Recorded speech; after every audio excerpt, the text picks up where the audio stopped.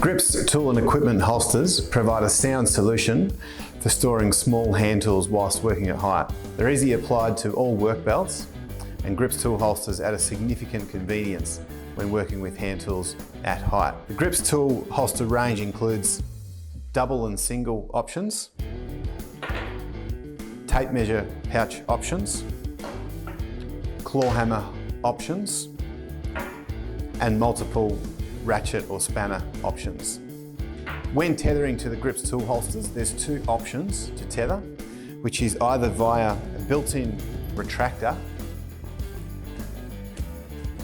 or via the load-rated D-rings that are built into all the tool holsters.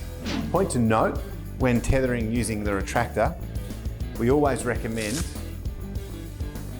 using the H0121 swivel D-ring between the retractor and the tool for adding longevity to the retractor.